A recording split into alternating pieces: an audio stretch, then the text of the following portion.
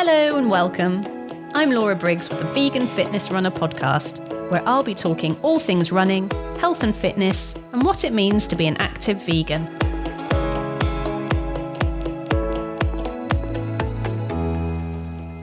Jay Grady is co-host of the popular Trail and Error podcast, a proud vegan, fellow Dragon's Back participant, ultra runner, body mechanic, and all-round nice guy. He joins me today on the podcast. Jay, I've been really looking forward to talking to you because we met on the Dragon's Back race. I saw that you had a tattoo that said vegan, and I knew we'd get along. Shall we talk a little bit about that run and what it meant to you? Oh, crikey. I didn't know we were getting therapy as well. All comes with the package. Yeah, I mean, Dragon's Back. What a beast. Yeah. We chose a good year, didn't we? Yeah, didn't we just? Bit hot. Yeah. A bit toasty. And yeah, just what it's just a monster of, as the name implies, a monster of a race, and would have been extremely tough even without the UK's hottest week of the year. Never mind with it. And yeah, I mean, thrown together through adversity in a way, isn't it? You kind of, we all got the chance to know each other a little bit through dropping to the Hatchling, and maybe had a little bit of more of a social experience than we would have otherwise done. So, small blessings and all that. You're totally right. I think if I had, firstly, I don't think I could have completed the Dragon, certainly not in those circumstances, as we've seen. But if I had been pushing myself day after day in that heat, over that terrain, I'd have broken myself. I wouldn't have had any time for socializing. But what the Hatchling presented was time to connect with other runners and a little bit of reassessing what we wanted from that run, I think. I think you had to. I think the minute that the finish is gone, you have to. I mean, we were lucky, weren't we? We had the option of the Hatchling in all its glory, a fully fledged version of the course, but under our own steam, not without the time constraints, because obviously race logistics are what they are, but we got to maybe choose the highlights of the race that we would like to see and learn more about camp life. Certainly for me, that became the priority. Run the bits that I wanted to run that were, iconic, but still get to learn camp in my own time and perfect that side of it. I just think it is a unique race, and it certainly offered a unique perspective of it for us as hatchlings, So I thought. For sure. I mean, I was told, that by Shane actually, that this isn't a running race.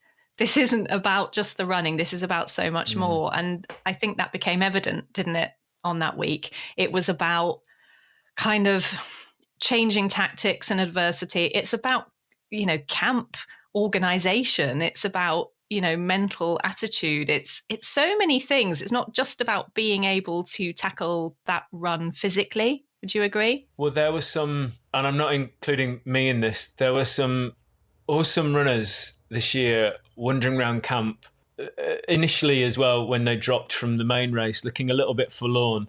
And people I'm going to class, and again, not myself, but people you would look at and go, they're a good runner. The physique, the steely square jaw, the men too, just looking really quite focused on being runners. And then you look around and you go, crikey, they're in the same boat as me. This must be such a leveler of runners. It's to quote Shane again, then it's an adventure, isn't it? It really was. And actually what blew my mind is the end of day one, which was particularly brutal and, baptism of fire, quite literally. It blew my mind how many great runners, like you've just described, kind of either just dropped out after that day or were wandering around thinking, what the hell just happened to me? Like they some of them looked in a really bad way.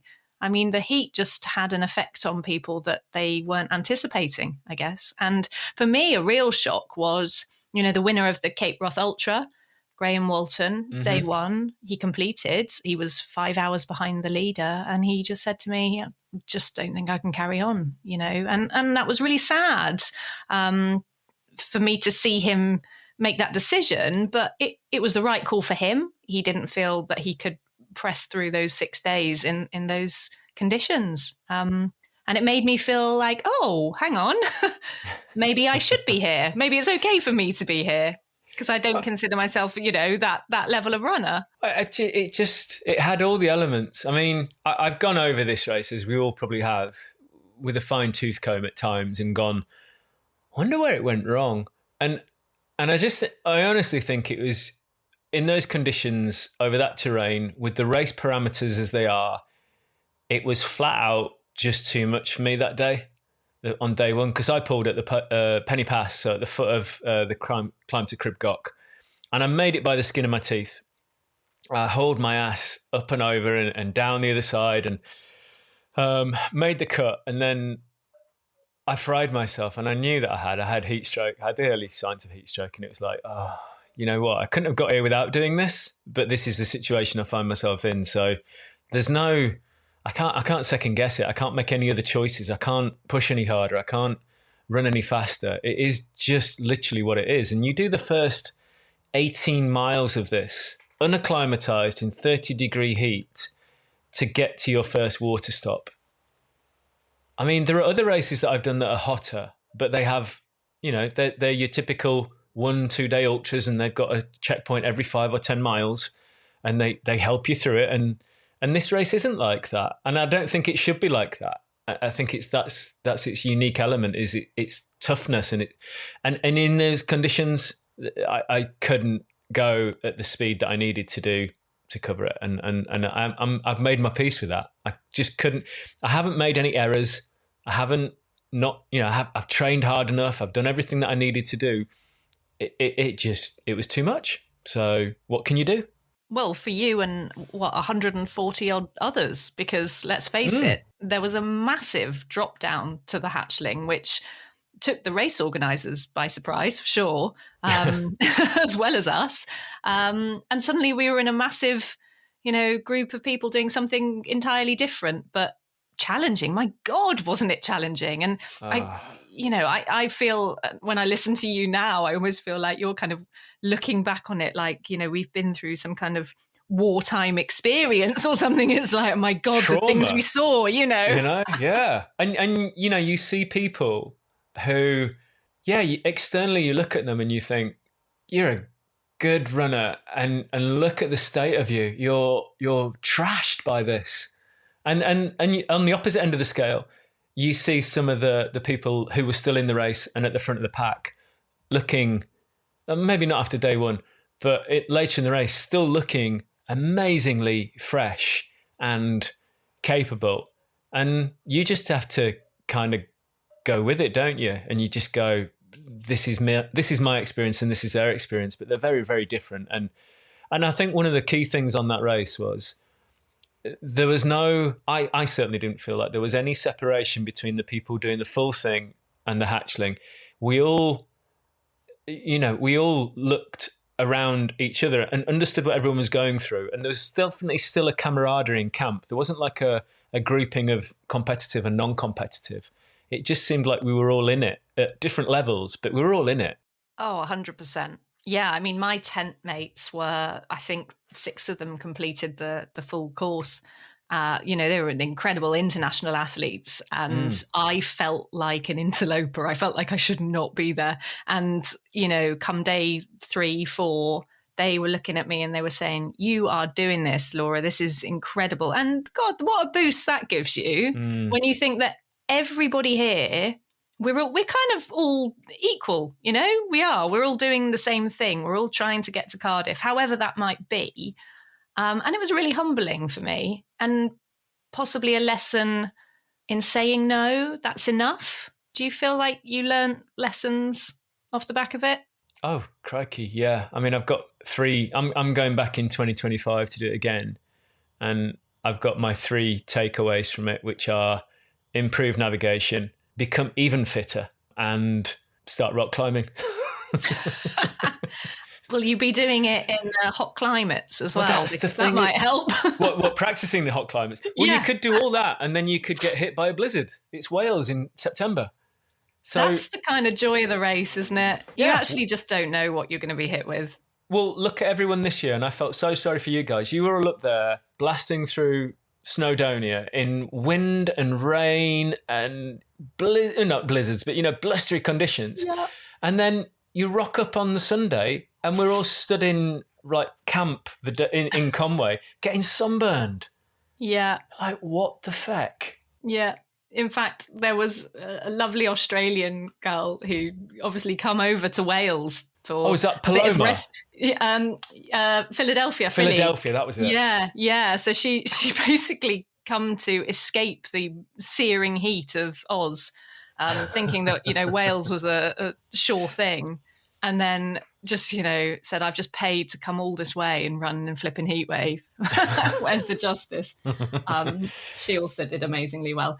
Listen, you host a podcast yourself, Trail and Error. I co-host, yeah. You co-host, with Tris Stephenson. Now, he's a very different runner to you, isn't he? You guys maybe approach things differently, and Tris actually completed the full dragon, did really well.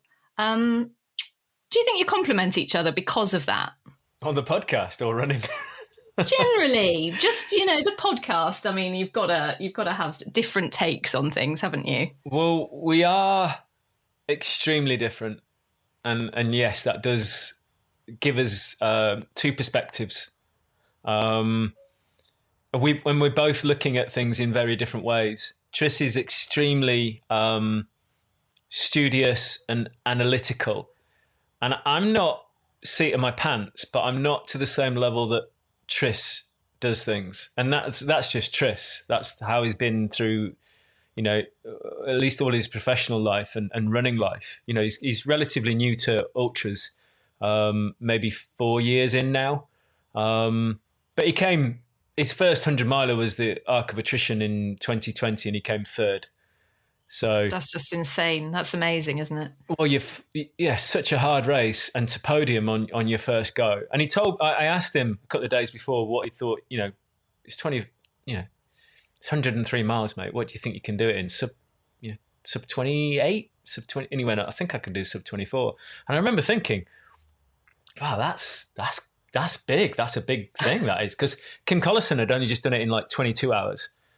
Yeah, so he smashed this. I mean, I think Tris did it faster than Kim. I think I could be wrong, but I think he did. And then he went back and did it again and came second to Mark Derbyshire in a time of 20 hours and 1 minute. So, just an amazing runner, but puts the time and effort in, undoubtedly, and hates running hills. Which is just incredible given how well he did at Dragon's Back. Yeah. He did actually tell me that the heat was really getting to him. So, even the best runners aren't immune from the heat. I think they suffer in a different way. That's the thing. And the good thing about trail running is that even the elites will turn around and they'll look at, someone like myself and go, you're out there doing the same distances, but your races are totally different, but no less hard. Typically I am out there for much longer.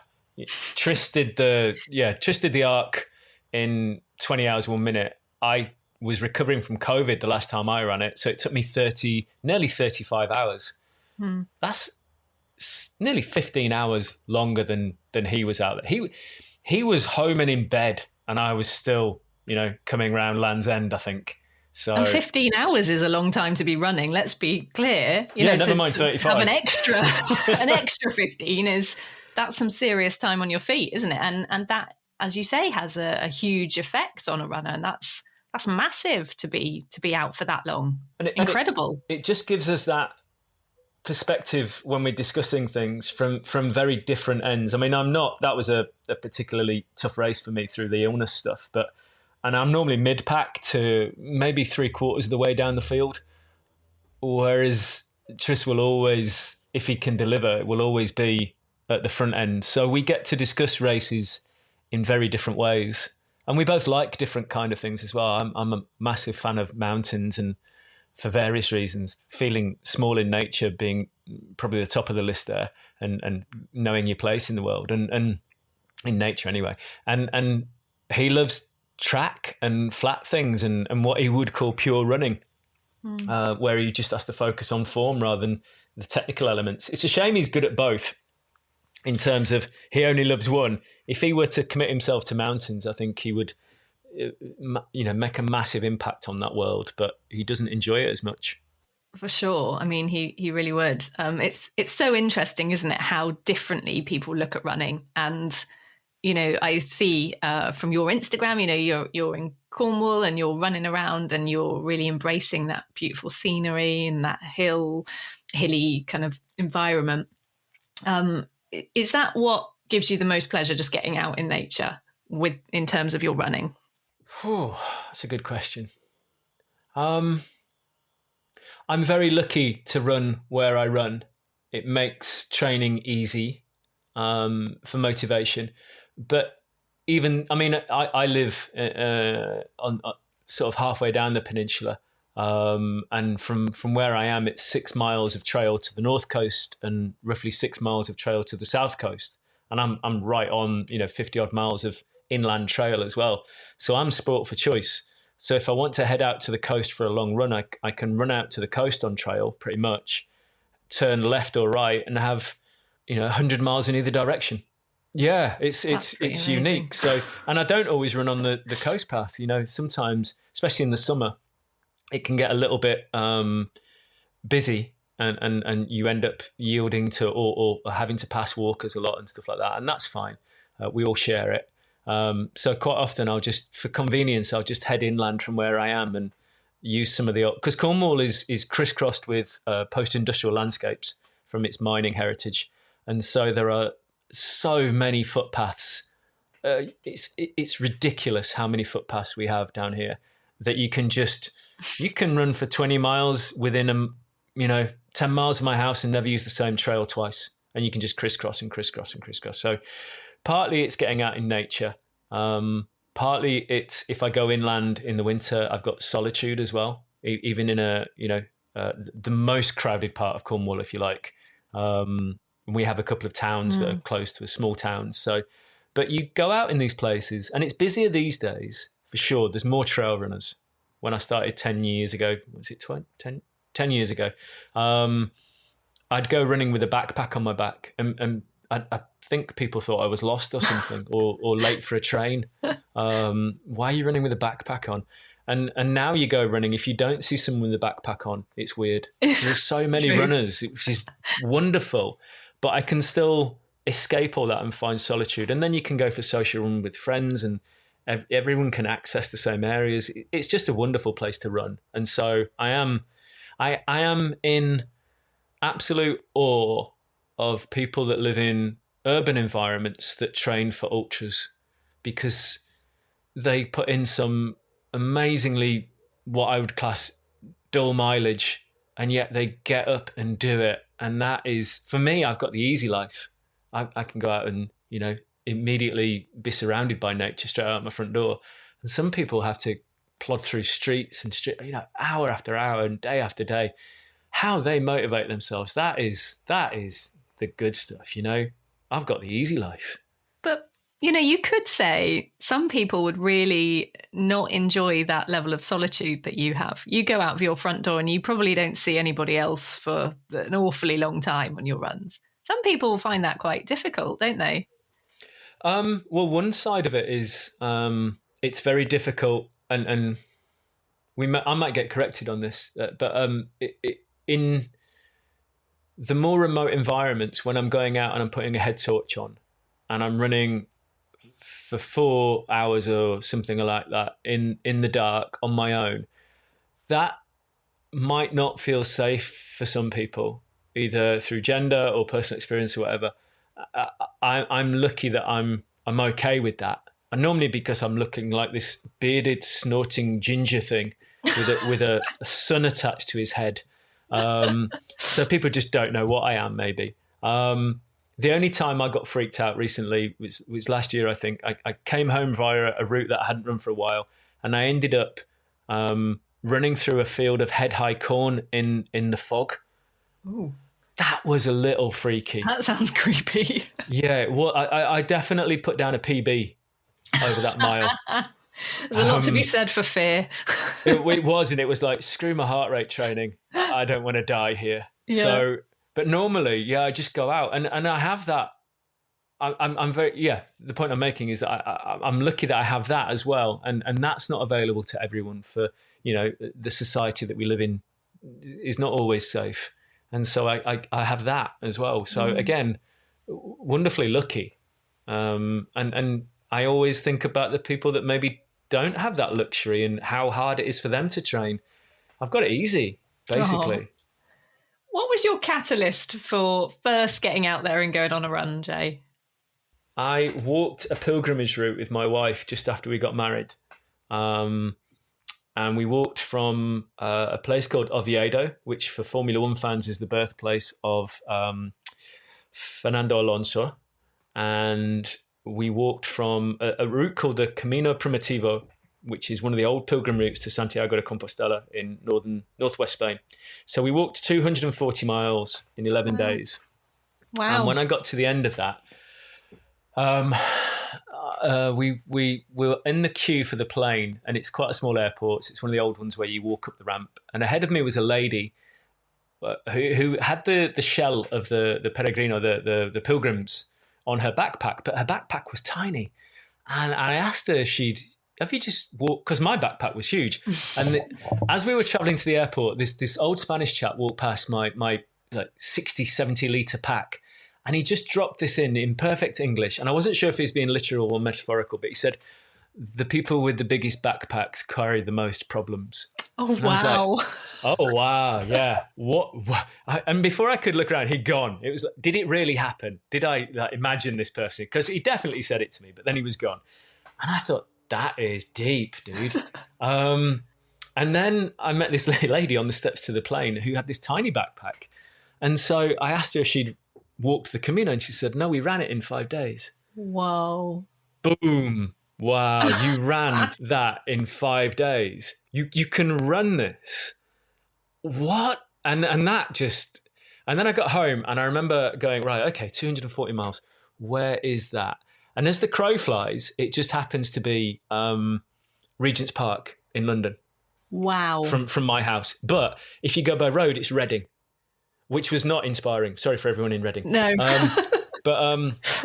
So, and Regent's Park's a little bit more. But still, that's the distance that I just walked. And I thought, crikey, if I've walked it, then why can't I run it? And that was the catalyst in a long answer to a short question. But that's what got me into the ultras. And then I ran my first marathon on my own. I just went out, and I'd got to 20 miles, and I thought, I can definitely add another 6. But by mistake, I added an extra 7. And then I ran from a place called Padstow on one of the old Saints ways that I'd previously walked in training for this pilgrimage thing. I ran 28 miles to a place called Foy. And again, I went, oh, wow, I just did that. I thought that was impossible, but I just did it. So what's next? And then there was a race called the Classic Quarter, which goes from the southernmost point of Cornwall, or the UK actually, the Lizard Peninsula, and it runs around a thing called Mounts Bay to Land's End, which is, of course, the most westerly part of mainland UK. So that's an amazing route, and anybody that wants to do that, there's a couple of races, the Traverse and Classic Quarter, both cover that ground. And so I did that, and again, it's like, I remember when I first did it, and I remember going, it's 44 miles, and it's 7,000 feet of climb, which was huge to me. And yeah, you do these things, and then you look backwards and you go, well, I certainly do. Anyway, I look backwards and I go, oh, I thought you had to be really quite special to do that. But then I've done it, so it can't be that bad. And then you go, right, well, what's the next thing? And what's the next thing? And what's the next thing? And I've kind of topped out. I'm going to go back to Chamonix next year and do either TDS or UTMB probably. But that'll be my last, I think, big single day race maybe. I can't really think of any that I want to do And then I really think after Dragon's Back, the multi-stage thing is possibly where I want to be, both organized and disorganized, unorganized, self-driven. So yeah, that's how it came to be. Just not knowing when to say stop. In Forrest Gump, when he ran through the stadium when he was a football player in college, they had a big sign that said "Stop Forrest," and nobody's ever had that sign that said "Stop Jay." Not yet, no. So, yeah, maybe Shane's done it, but that was going to be my next question, actually. You kind of half answered it there, in that, what do you see as the next thing? Is there ever going to be a run that's going to be the one that you say, right, that's it now? Or do you think inherently as ultra runners, you are always looking for the next challenge, the next bigger thing, the next harder thing? Is that just kind of inbuilt into us? For some, for sure. I think it's, I identified in myself a tendency to, I was turning running at one point, which was my stress relief. Running was becoming a stress. I was fretting if I didn't get out. And luckily I'd had a friend years and years ago who told me to identify the things that you do for fun and to make sure that they stay fun. And so I realized that running was becoming an addictive element in my life. And one of my personality traits is that I hate being played, and I felt like I was being tricked by running. So I stopped running for a little while until I could put it in the right perspective. And I was very lucky to be able to do that. And so what that gave me is this, I feel that running is part of my life, but it's not my whole life. And so I don't feel like I need to endlessly push myself into, I definitely would have done at one point, just gone further and further and further. But I've realized that it has to be fun. And certain elements of running can be maybe not give me the right return on the investment that I make in it. And you've only got so many circuits of the sun. So time is precious. And so I invest my time more wisely now. That's just so poignant, actually. It's so easy, isn't it, to kind of get swept up in it. You made me laugh a bit when you said that, you felt like running was trying to control you, like taking over your life a bit. And for many, you can see it, can't you? It does, actually. So being able to make that clear distinction of, why am I running? What is the purpose? What am I getting out of it? To distinctly say, I'm just doing it for fun because I enjoy it, and not to be pressurized by it. It's really important, isn't it? And not always that easy. Well, the organized runs, if you put into perspective what a race is, it's having to prepare your body and all of the stuff that goes around it to perform on a date that's been set in a calendar, not by you. Yeah. You're not in control of when the race starts. It's set by somebody else, and you have to turn up and you have to perform. And so that creates an artificial pressure that, if you wake up in the morning, I mean, the Arc thing that I did a few years ago, it was a bit daft to run it 3 weeks after COVID. It was a bit daft, but I trained for 2 years because of COVID blocking out the previous year where I was in peak form. I thought, oh, screw you. I'm just going to go out and do it. And it's going to be a really hard day. And so long as my chest holds out, and luckily the COVID hadn't hit my chest, which might have been a different story if it had, I just thought, what have I got to lose? It's going to be a really tough day, but so long as I'm fit and able, just go and do it. And if that had happened, if somebody had turned around and said, we're doing this, I don't know, organised mates run, a social run of 100 miles, I'd go, I've just had COVID 3 weeks ago. I don't think I can do that. So I probably wouldn't. But because it's a race, you have to turn up. And so if you can, that's the artificial side of racing. It's not normal. It's not what really running is about. That's the point I'm trying to make, I guess. Whereas training, if it's just running, then it's fun. If most of the time you spend preparing for a race is fun, then the race is just a test at the end of it all to see how well you did. but it doesn't really matter. Running doesn't pay my mortgage. My life doesn't depend on it. And so if you can put it in the right perspective of I have to enjoy the training for it. Yeah. It has to be fun. You spend so many hours training for these things. If it's not fun, and my wife, who is much cleverer than me, turned around one day. I said, what did I say? I said, I have to go do a long run later. And she said, you don't. And I said, no, I do. And our perspectives were very different, because I was thinking, well, if I want to do this race, I have to go out. And she kept saying it. And I said, I have to go. She said, you don't have to. I said, no, I do have to. Thinking that she wasn't not understanding that she was much more clever in that moment anyway. And so I said, I have to. And she said, no, you don't. Stop saying you have to do it. Do you want to do it? I said, of course I do. She said, well, try saying I have to, because what you're saying is coming across in a very negative way. And what that does is it infuses into your brain that it's a chore. Mm-hmm. Do you enjoy going out running? Yes, I do. Right. Well, then try saying, I want to. Because if you take any negative, or not negative aspect, but something that's more mundane in life, say the washing up, cutting the grass, whatever it is, if you flip I have to into I want to, and understand why you want to do it. Why do you want to cut the grass? Well, I want the garden to look nice and tidy. Why do you want to do the washing up? Because then I've got plates to eat off.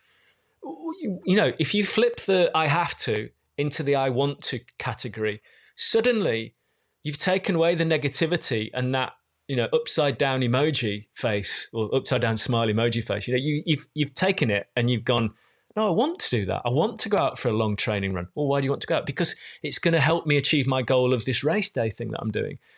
So you can take any I have to. If you say I have to, stop and think, why is there an I want to in there somewhere? And then you can go, oh yeah, all right. So it's not such a big chore. I really do. And it's such an important thing, because it just changes your mentality if you do it right.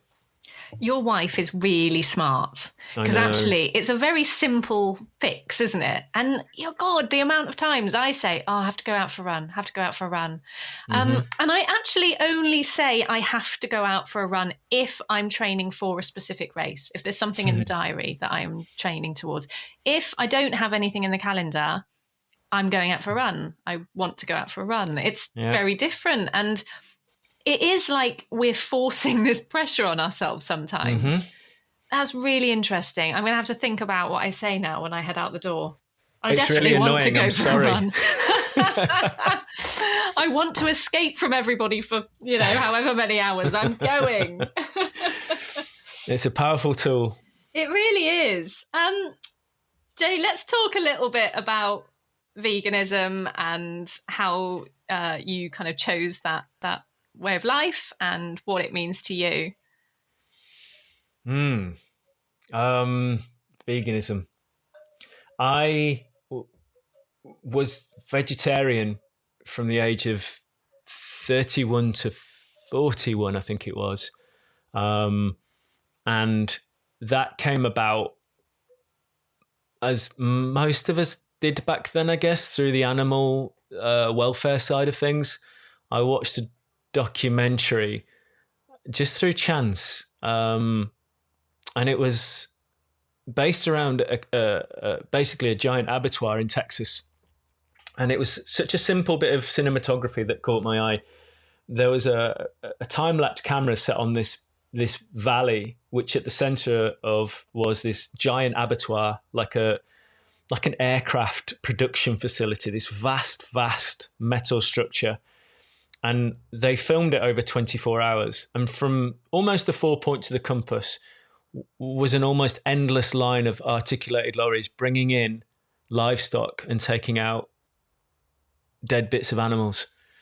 And it was just the scale of it. And I came away from watching that film and I went into the supermarket. I remember a couple of days later, and I walked down the aisle and I saw, even though I was vegetarian, I saw these lines of animals that were in plastic packages on the side, and the parts of animals that were all chopped up. And I suddenly thought, for the first time on the scale of it, and I thought, Jesus, this is one of 5 supermarkets in this town the next town over has a few supermarkets. And then think about all the supermarkets in the UK. And suddenly the scale of the slaughter hit me. And I just remember thinking, oh, this is abhorrent, isn't it? This is really, really vast. And what you see in an individual animal is replicated billions of times across the planet. Because not just this country, then you like on this, it's overwhelming. It's like trying to count stars. You suddenly go, oh shit, I can't calculate this anymore. It's too vast to even think of. And so that really drove home my vegetarianism and embedded it. And then fast forward 10 years, and my wife, who we've already established is far superior in intellect to me, suddenly I'm just grateful she takes pity and guides me through life. She said, my wife's a person of action, and she was having, she'd been looking at animal welfare stuff, and she was also vegetarian and had been vegetarian for longer than me. We were both vegetarians when we met. And she said, I'm so upset at the way that we treat animals. I can't be part of this vegetarian thing anymore. I'm going to go vegan. And to my shame, my everlasting shame, I remember thinking that she was going one step too far. Extreme. Why would you do this? And as, again, much to my embarrassment, I remember thinking she's going to grow her armpit hair, which she's well entitled to do if she wants to. It's her body. But this is my stereotypical view of a vegan at that time. She's going to burr her bras and wear hemp. Mm-hmm. That was my view at that time, and probably driven by media and all the other things that I'd seen in my life. That was what I thought vegan was. And she didn't do any of those things, but she could have done if she wanted to, and I would have still backed her. But I thought, wow. So over the course of the next year, she left a few articles in magazines open around the house. So a bit like Inception. I was given these ideas, and when we were together, we were eating vegan. And if I was traveling a lot at the time, so I would eat vegetarian when I was away. And then I read a few books around running and veganism that changed my life. The first one was Born to Run by Chris McDougall. Yep, brilliant book. Which introduced me to Mr. Scott Jurek. And then I thought, ooh, Scott Jurek, Eat and Run. Let's find out more about Mr. Jurek. So then I read Eat and Run, and I thought, oh, this is really interesting. And then I read the first edition of Rich Roll's autobiography, Finding Ultra. And I say the first edition because he's sanitized it since with subsequent releases. And I think that Rich Roll, if you're listening, you shouldn't have done that, dude. You were cool enough. And I read Rich Roll's book, and his story was so similar to my own, given, I wasn't almost an Olympic athlete, but we were of the same age and going through that same point of life when he discovered veganism through his wife, plant-based, he will call it always, but vegan. And so I thought, well, actually, now I can see a body of evidence that's saying not only will veganism not stop me running, it might actually make me a better runner. So, I took the plunge and went vegan, and we doubled down on it from that point. And I've never looked back. And a few years later, I got a hoofing girt vegan work of art on my leg, which stops me. I mean, the common joke is, isn't it? How do you know someone's vegan? Don't worry, they'll tell you. Well, I don't even have to open my mouth. Well, I spotted it.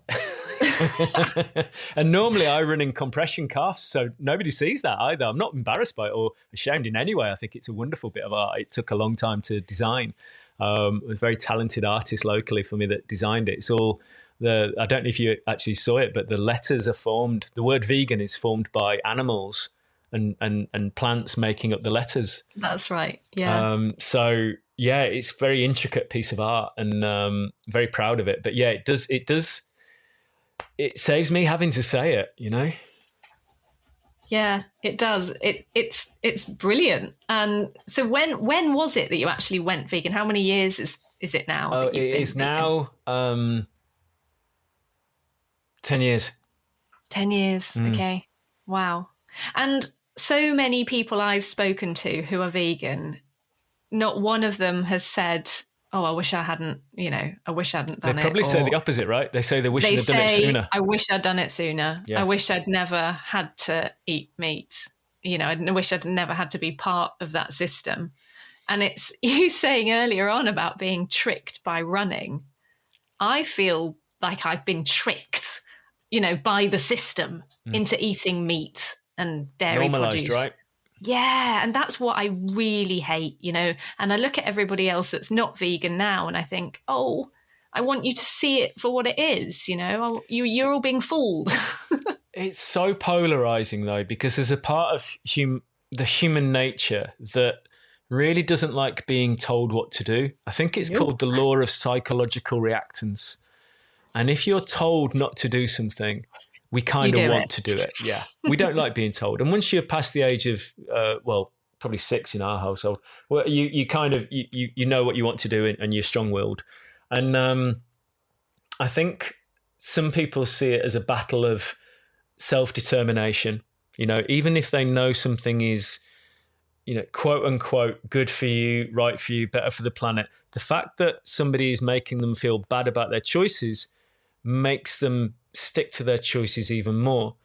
And so I think one of the things of being vegan that's so important is a lot of people think that when you're vegan, you're trying to show that you are superior to them in your choices and lifestyle. And the whole, wokerati, tofu eating, liberal left class thing, the polarization, which is media driven anyway. I'm starting to sound like Dale Vince now. Love Dale Vince, by the way.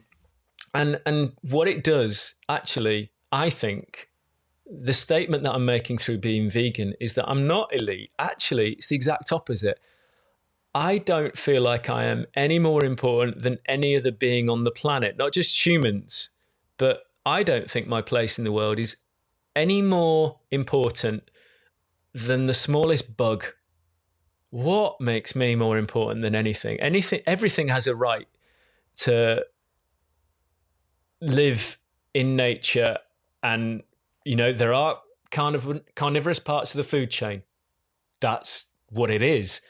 But if you have the choice as a human not to eat other sentient beings, then you should probably make that choice not to do it, because there's no physical reason. And that's the beautiful thing.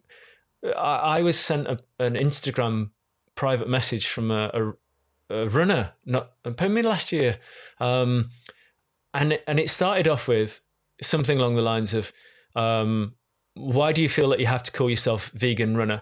Because if I put myself down as a meat runner, I'd probably get loads and loads of abuse. So why do you feel that you need to throw it out there that you're a runner? Why can't you just be a runner? And my initial reaction was, you cheeky little shit. How dare you? And then, what would that achieve? What would a response from me of that nature do, apart from polarize each other even more? So I sat down and I wrote a really long response basically saying, look, mate, the only reason I do it really is because I've understood that I can do this. It's a choice I've made, and I can be a runner and do it to a good standard, not an amazing standard, but I can do it to a good standard and do big challenges on a plant-based diet. I'm calling myself on Instagram vegan runner, whatever it is, vegan runner in Kerno, which is Cornish for Cornwall. So all that does is it highlights the fact to other people that the things that I do, the challenges that I undertake, successfully mostly, are possible on a plant-based diet, on a vegan diet. So that's the reason I do it. Not because I particularly want attention or anything like that. I'm not trying to say I'm better or different. It's simply to show it's a choice that is viable.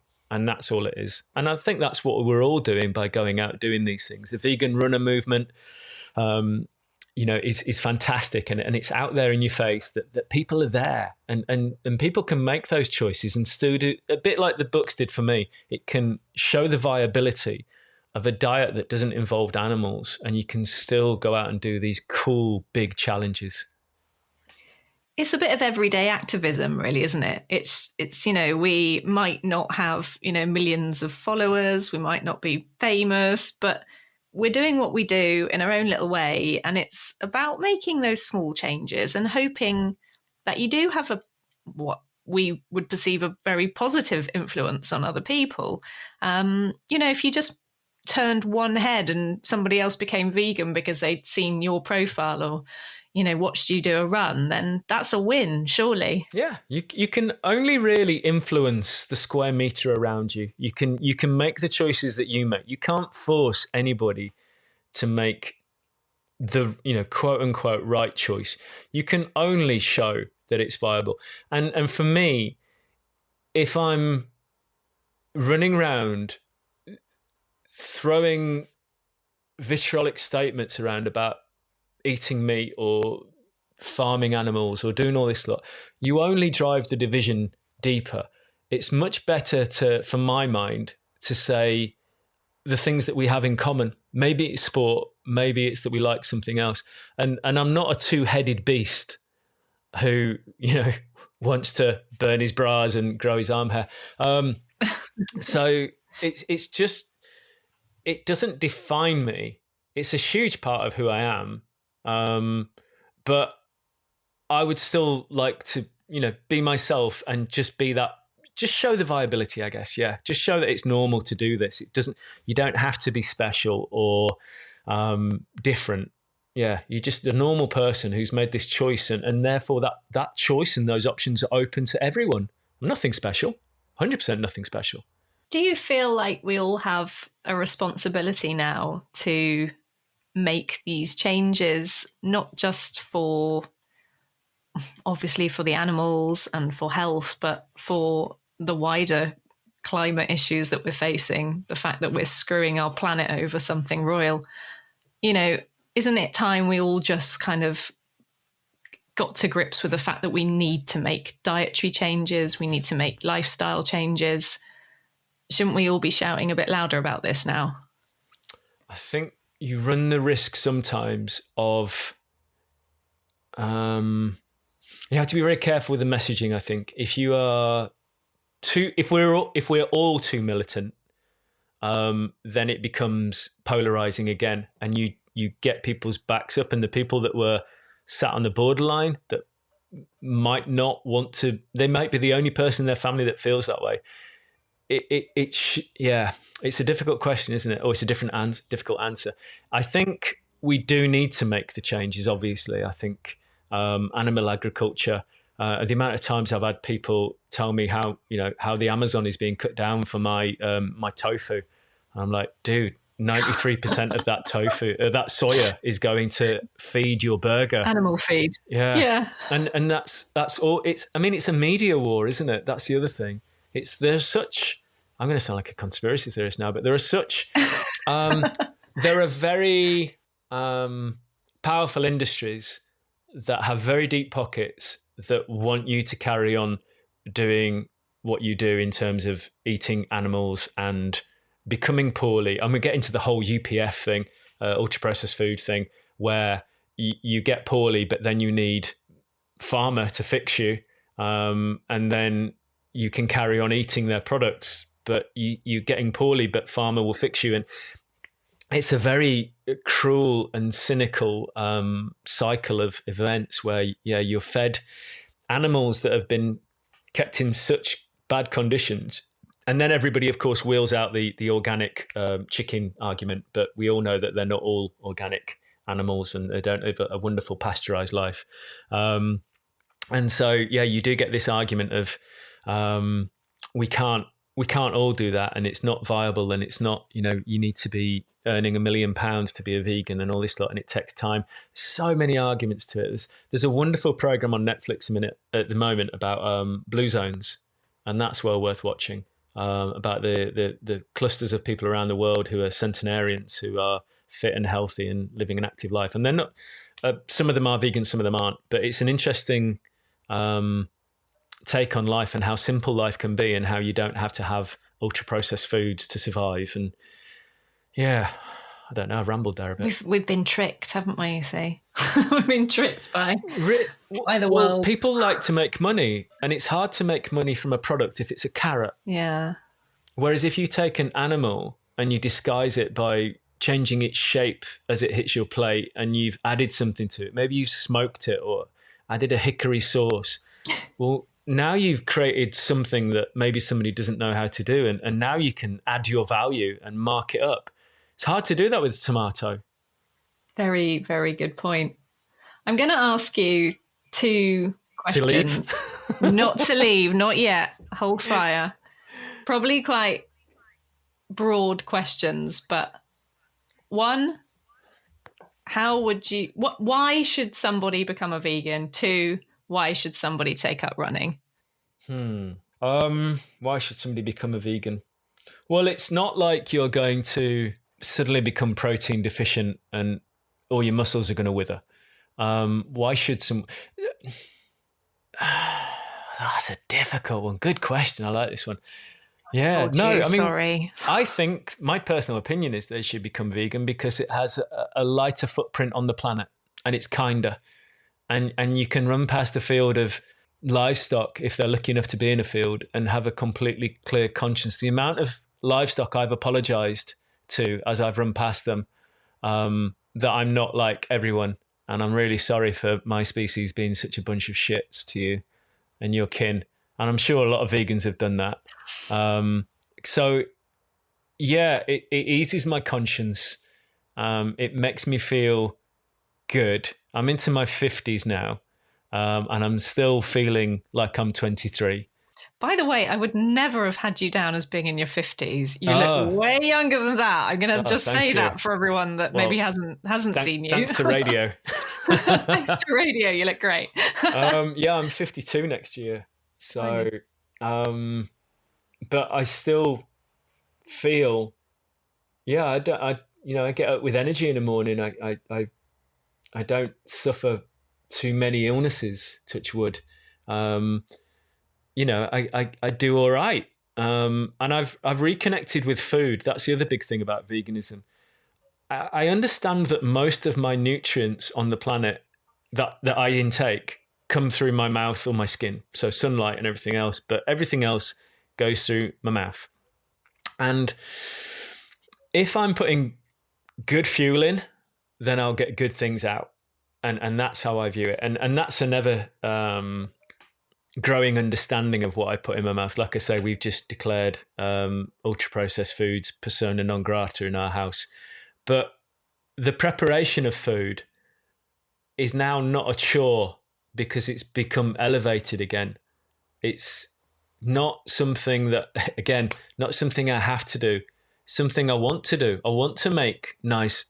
It's not something that I see as an inconvenience food. Food is something that gives me everything I need. Why would it be an inconvenience? So that I can rush into the front room and watch TV.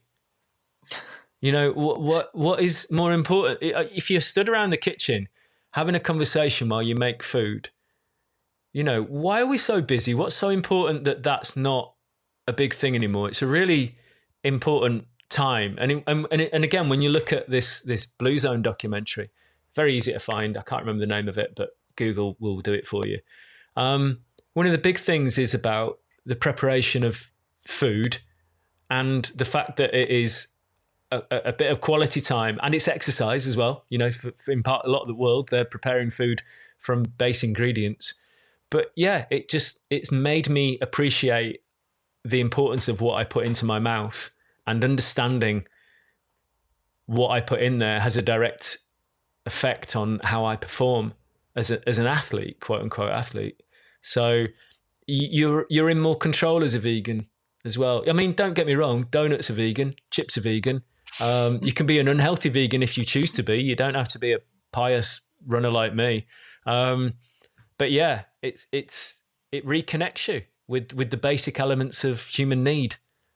So that's such a brilliant answer. Ooh. Which brings us nicely on to, for somebody that maybe is thinking about going running but not quite sure, why should people run? Well, it's a form of movement that, well, it's faster than walking, isn't it? Let's face it. It is fact. It really is. There are certain times on the Dragon back when it wasn't, but mostly it's faster than walk. So why would you run? Well, it's many things for many people, I guess. Well, let's flip it on its head. Why do I run? Why do I run? One of the reasons I run is that it does keep me fit and healthy. I read a wonderful book by a guy called Professor Mark Bubbs, called Peak. And he subsequently wrote Peak 40, which is another good book. But through that, I discovered something called heart rate variability training, HRV. And I spoke to a guy on the Trail and Error podcast called Marco Altini, who is a world expert on heart rates and heart rate monitors. So he advises people like Garmin and Polar and Cornish and all of those companies on what they should be looking for with heart rate monitors. And so Marco co-wrote a brilliant app called HRV for Training. There we go. Marco needs to send me some royalties. And what this does every day is it takes it measures my heart rate through my phone. So it's a visual thing using the camera and the light, and it takes my heart rate and my heart rate variability. Now, heart rate variability is the timing between your beats, and counterintuitively, the more random your heartbeat, the healthier you are. So if it's metronomic, it's signs that your body's under stress. Ooh, if it's more random, I did not know that. There you go. So every morning when I wake up, I take a measurement on my phone before I do anything. And actually, quite funnily, in the notes for when you start using this stuff, it says before you listen to the news or check social media, which would elevate your heart rate. So do these things before you do any of the social media stuff. So I check my heart rate, and then I quickly go through a very brief questionnaire, which is all sliders. How do you feel today? How do you think your sleep was? Are you stressed? Are you traveling? Did you have a little alcohol? No alcohol? Too much alcohol? How do you feel? How motivated are you to train? It sucks in my training peaks or Strava data and populates that information as well. And then based on all of those readings, it gives me a traffic light system of red, don't train; yellow, limit your intensity; green, knock yourself out, sunshine. And what that's done, a really unexpected side effect of that, and this is a very long-winded answer, sorry, but what it does is it's gamified my health and all the soft aspects of training that I need to focus on. So the 3 pillars of recovery: sleep, nutrition, and stress. Reduce stress, increase sleep quality, and watch your nutrition. Eat well. So if I want to go off and do these big challenges, I can't do those things. I can't do my running unless I look after those things. So I have to look after the softer aspects of it. And so what running has done for me is it's given me accountability. Because if I want to go inside of an evening and sit down in the front room and eat a bucket of Pringles and watch crap on TV, I can. I'm an adult. I can do it if I want to. But I can't do that and go run over mountains or go out for a 20 miler or even a 5 miler, whatever. It's all relative to where we are in our running journey. But I'm accountable because if I do all the bad things, I won't be able to do all the good things. So a real positive of running for me, and one of the reasons that my wife still thinks running is a good idea, is it keeps me fit and healthy.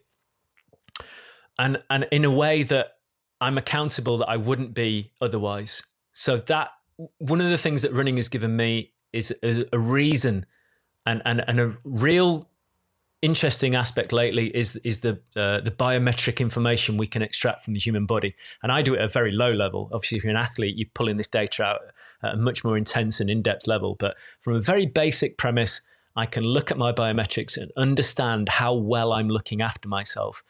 And because I'm slightly competitive, I want my light to be green every day. And so I go to bed at a reasonable hour. I choose these days not to drink, and I'm an ex-sailor, and so I used to have a very different lifestyle when I was in the Royal Navy, but I know the effect, I've seen the effect that drink has on my ability to train. So it's not that I don't necessarily want to drink or don't like drinking, but I don't want to waste a training day by recovery. Even if I'm not hungover, I'll see the data and what it can do to me. So I don't even want that to impact on me. I want to go out running. It makes me feel good. So yeah, running gives you a form of accountability and a way to measure your progress that we maybe don't have in other aspects of life. But the important thing is not to let it take over your life. You know, keep a perspective on these things. Many people run for many reasons. People run maybe because they have a tendency to form addictions, and it's a good addiction as opposed to substance abuse and things like that. Maybe they are leaving home because home may be not such a happy place and running gives them an escape. These are all really good reasons. Well, they're not really good reasons. They're really valid reasons for the individuals to go out and do these things.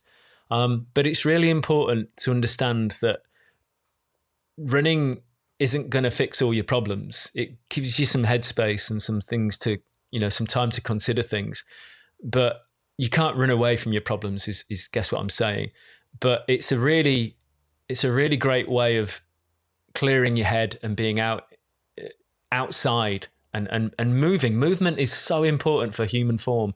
It helps us with the lymphatic system. It moves waste out of the body through squeezing our lymph up through the nodes into the glands and the cisterna chyli and such. So we need to move. We're rewarded for movement with dopamine. The body dangles a carrot and gives us a nice pill of dopamine to say, well done, do it again sometime and we'll reward you again. So we're encouraged by our bodies to run, but it does give you that accountability.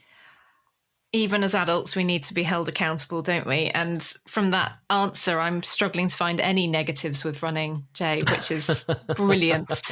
Listen, it's been fascinating talking to you, actually, and to think that you started off with a pilgrimage and here you are now. I know. Looking up your next challenge and readying yourself for the Dragon's Back once again. Well, I've been speaking to young Ben Garrett about going back and running that pilgrimage route. So watch this space. Wow. We might be those people stood on the steps telling people we just run it in 5 days, and that would be launching insane. The next generation of ultra runners. Who knows? I really look forward to hearing all about that, Jay. Listen, it's been amazing talking to you. I wish you all the best, and whichever run you're doing next, I shall be following you eagerly. Oh, well, thank you for having me on. You. Thanks, Laura. Take care. Cheers. Bye-bye. Thanks so much for listening, and don't forget to leave a review for the Vegan Fitness Runner podcast. Please subscribe if you don't want to miss an episode, and remember you can find out more about all my guests and further information on all the topics covered over on the website veganfitnessrunner.com. Thanks again, and bye for now.